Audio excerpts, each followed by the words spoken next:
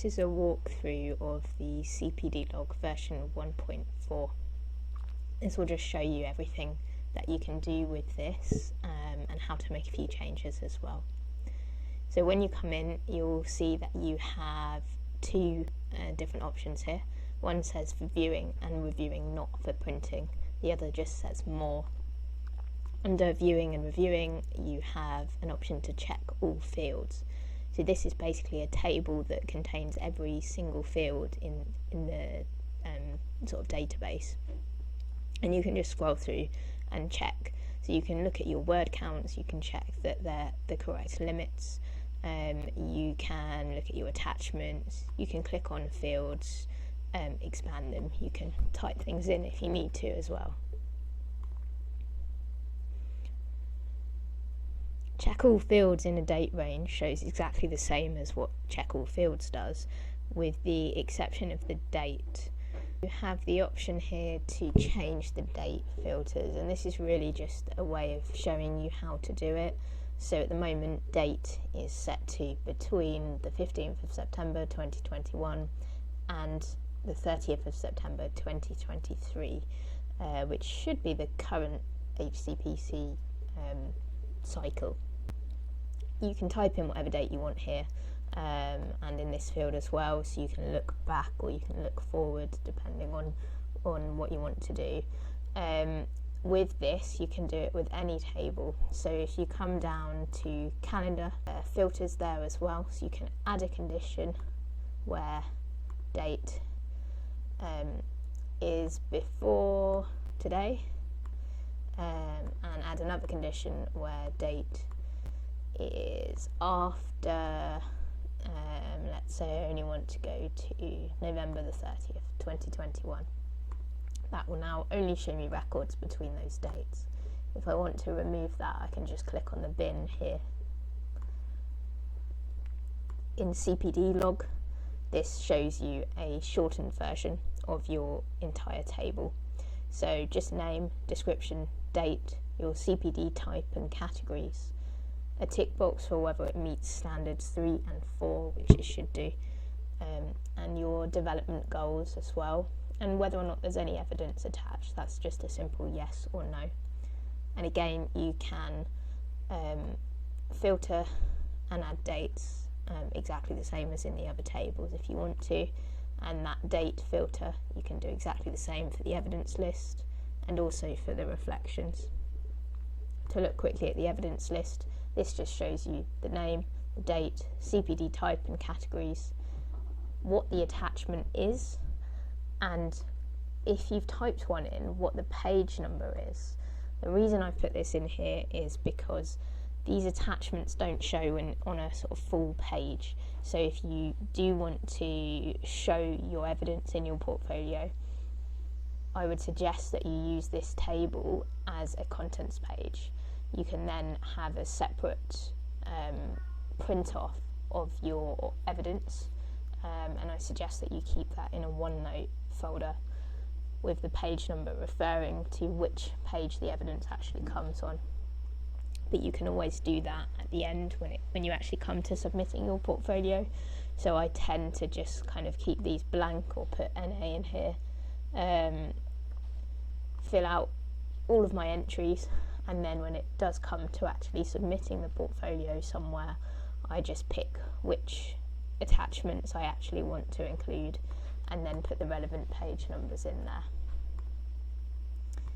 Reflections will show you name, date, reflection, what, so what, and now what, and just a reference if there is one there as well. The reason these are quite short is so firstly they print without running off the page, and secondly so that you're not repeating things that you've already printed off anyway. So I would suggest that you print your Cpd log, which will include your description, your categories and Cpd type, and what your development goals are. And to do that, you just come over here, you click on print view, and you adjust the settings as you need to.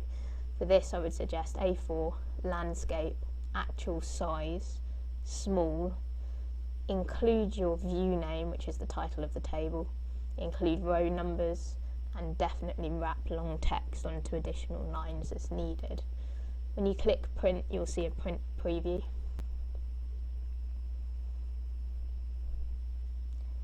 And you can see here that this doesn't quite fit on the page. So there's two things you can do here. One is to reduce the margins, but no margins or minimal. The other thing that you can do is just adjust the table length. So earlier I dragged this one out when I was showing you what this title actually was. Now I can drag it back in to about there. It's going to print to actual size, so this should be on the top line and the rest of the text should be on the bottom line, and hopefully none of this will be cut off, but we can check that now.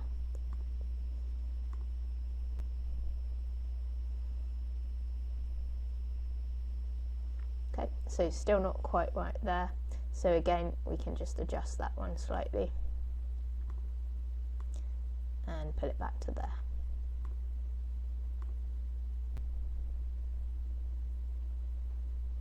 There you go, that now prints on one page with nice default margins. You'll notice that there's no page number on here. Depending on what browser you're using, you may have the option, I think in Firefox, to have the page number without the web address in it. The web address obviously looks a bit untidy. If you're using Chrome or Internet Explorer or any of the others, I think they all give you a web address with a page number as part of your footer, which is why I generally turn it off, because it just looks a little bit untidy. By having the numbers for your records turned on, you shouldn't need the page numbers anyway. It will just put them in number order. If it does run onto the next page, you'll still see that it's number 3 or 4 and so on. So I think that will look quite nice, but see what you think. There is one small issue with the way Airtable prints, and that is that sometimes the text just seems to leak into the next column there. I have contacted Airtable about this, and they can't seem to replicate what the issue is. It's generally with longer text fields, which is why I've produced a different means of printing the reflection tables. I think it's just something that we're going to have to live with these templates. I like the way everything else prints. It's not perfect. Hopefully Airtable will improve it in the future. But it shouldn't look much more messy than this. Obviously do let me know if it does, and I can contact Airtable again and ask for some support. So if you print your CPD log the way I've just shown you, again filtering for any dates that you need to, then you can print your evidence list, which is essentially a contents page of your evidence. Same settings for this. And you can see that it prints like that. Because there's much less in this table, you could even start to adjust the font sizes and just see how you're happy with the way that it prints.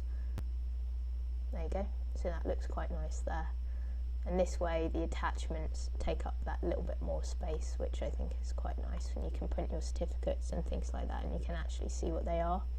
The row height is set to extra tall, so it is about as big as it can be, really. You can try and make them slightly wider like that.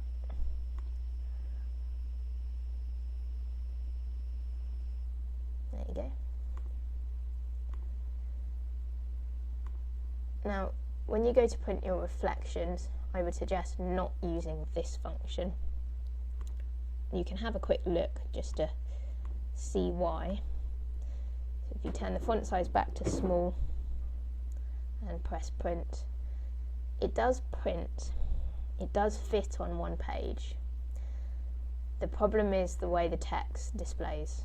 You're going to have more issues with text running over into the next column, and you may start to have some additional formatting issues with the way the lines fit, especially when you've got multiple records.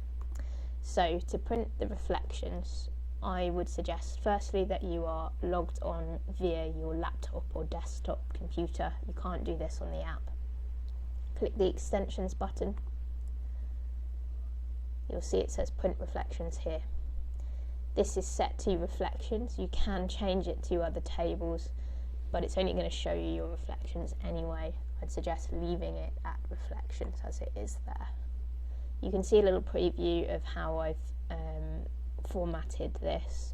You are welcome to change it. You can click on edit layout and just click and drag and add more fields or whatever you'd like to do. If you're happy with the way it is, then just click the print button here. Leave the settings as they are, so records in a specific view set to reflections, 1 per page, ideally best quality there.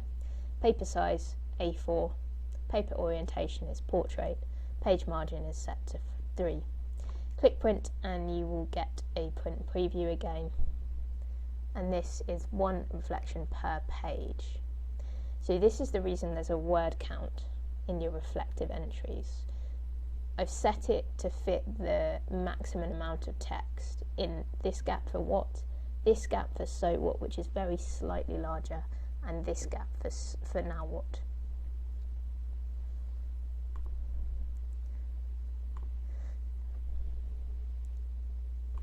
To check if your word count is correct, you can do 2 things. One is to click on the little view button here, turn back on the word counts for your reflections, and you can see that this one is under the limit, so what is under the limit, and now what is also under the limit. Now it's up to you. You can leave that on or you can turn it off, whatever you prefer. It doesn't really matter because you're not actually printing directly from this table, you're printing via the extension. So you're only ever going to see the text, not the little check boxes that tell you whether or not it meets the word count.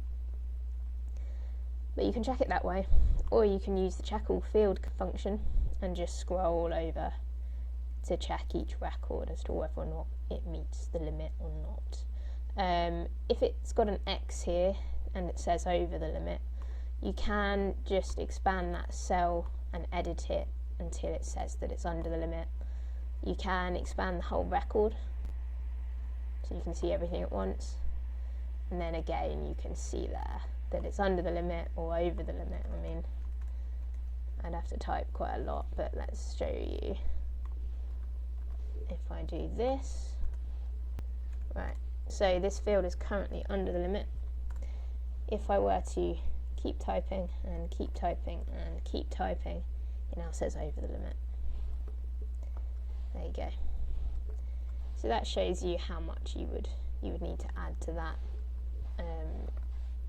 in order to make it over the limit. And it's quite a nice way of checking each field as well. So clicking this expand record here for each one and viewing and typing as you need to. Okay. Just to go back to the calendar function here, this is a really nice way of checking whether you have a break of more than 3 months without an explanation in your CPD.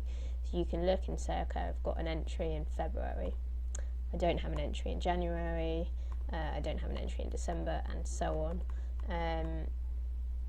I do have an entry in March. So it's quite a nice one there. Add CPD is a way of adding your entries directly. This is quite nice because you can share this form. So you can actually click on this link here and you can take a new browser. Let's open a new window for now. There you go. Type that in.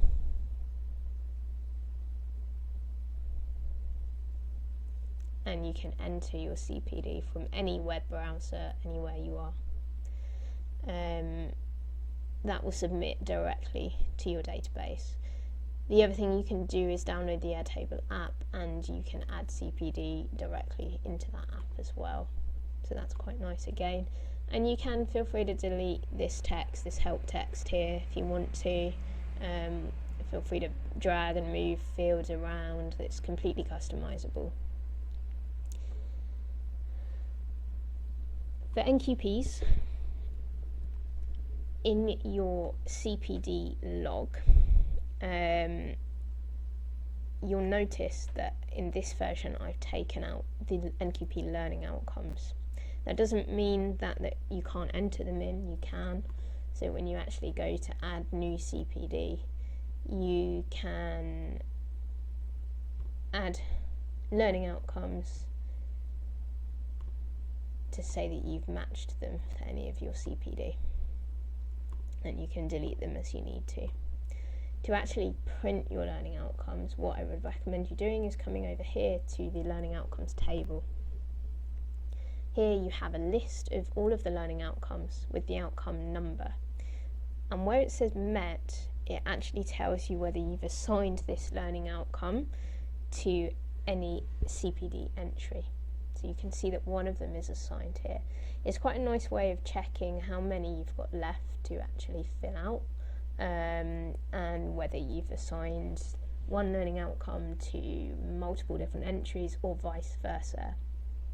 It also means that when you come over here to the print view, it should print nicely on one page for you. There you go. Again, all of these are numbered, so without a page number you should still be okay. And you can just add that to your portfolio and submit it. And the beauty of this is that once you've finished your NQP pathway, you just come back over to here and you can carry on documenting your Cpd as you were before and just not printing the NQP learning outcomes. You don't even need to delete this table. You can essentially just say that it's archived. You can just kind of drag it if you want to and put it slightly more out the way. If you wanted to, you could come over to your Cpd form and then say, yeah, you know what, I've qualified as a paramedic past NQP now. I don't need to enter this. I'm just going to remove it. Or you could leave it there. It's totally up to you. For all paramedics in all portfolios, there is now also a development goal table. Now this was a way of adding more detail to your development goals. It's quite nice to be able to identify a learning goal, a learning need that we all have, and to produce some sort of evidence around why we've come up with those learning needs. It's not compulsory, it's not something that anyone says you have to have, although I think for most NQPs you're going to end up documenting some sort of SMART goal or something similar to that. This should allow you to do that at the same time. So let me just shrink this so you can see. You can enter your development goals here. I've put a few in, including completing NQP pathway. To add a new one, you just click here and you just type. You could say, for example, the using Cpd portfolio.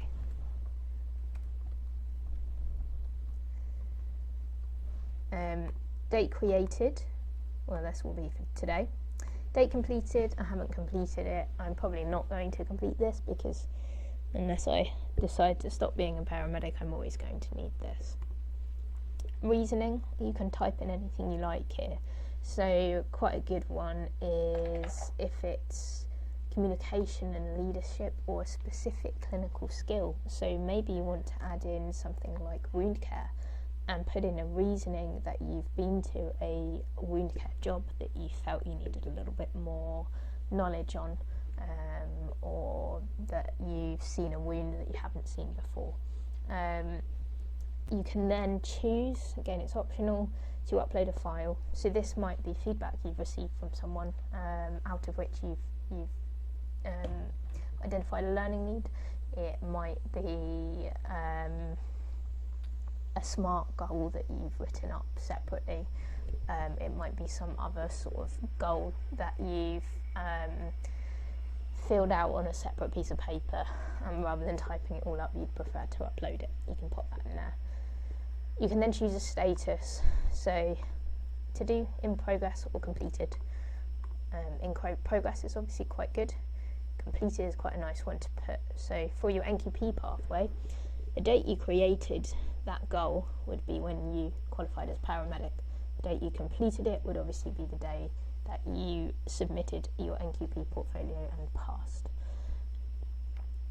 You just change the status here to completed once it's done and out the way. I would suggest doing that rather than creating a whole new record for the same goal, because I think it will get confusing. When you come back over here, you will see in your CPD log that your development goals will be shown for each CPD entry, and you can choose to add them. And what's quite nice is when you choose to add one, you can see whether it's still in progress or whether it's completed. And if you need to change it, you just come back over to this table, to this table, and change the status. You can choose to print your development goals separately so that you demonstrate your reasoning and the dates that you've come up with these development goals. And you just print that the same as you print almost all the other tables, and they'll print like that. Another thing I've added again as an option is a skill log, and this will give you the option to record simulated intubations, to record simulated IOs, to record actual intubations if you're able to do those, and iGels as well. And you can choose to add additional skills. So for example, a skill that you don't get to do that often, especially if you're now working, say, in primary care or something like that, you might choose to log a clinical skill that previously you were doing quite frequently when you were frontline. So you would just list your option here. And if you needed to add additional skills, I would just click the little arrow, customize field type. You can see it's multiple select. Add an option. Let's say you wanted to add cannulation, you can add that one there. Click save. I can now choose to log a cannulation if I'd like to, and I can say that I've done that today. I can add any notes where I'd like to, so it's easy. In reality, I'd probably put something slightly more professional, but that's just a way of demonstrating it to you. There's a calendar here too, so that you can actually see on a nice calendar, say how many intubations you've done, how many general airway skills you've done, how many cannulations you've done. Say if you're a newly qualified paramedic, that might be quite a nice one to record. And again, you can just scroll through, and you can still filter this as well, so you can add dates if you need to. And same again, print. Just come over here, press print. There's your print preview. This is set to save as PDF at the moment, so if you don't know how, when you click on the destination, you can either select a printer, or you can click on the drop down list to save to PDF, and you should be able to do that from any laptop or desktop. That will then save to wherever you select, and it's essentially exported as a PDF file. And that is it. So just quickly to show you the difference between the NQP portfolio and the general Hcpc portfolio. In reality, it's essentially the same thing. The only difference is that you don't see your NQP learning outcomes at the top. But as I said, if you're currently an NQP, when you finish your NQP pathway, I would just carry on using the same portfolio, but stop logging your NQP learning outcomes. Everything else is exactly the same, and I will continue to update both tables going forward. So I will let you know if there are more changes to make in your own table. For those of you who have an older version that doesn't say 1.4 here, if you would like it to look like this and to print as easily as this, just send me a message or an email, or have a look at the website where I'm putting up some sort of how-tos on making these changes. I should be able to guide you along with how to do that. I may also be able to make those changes for you if need be. So yeah, just give me a shout and let me know any feedback you have, any improvements you'd like to be made to this. Thank you very much.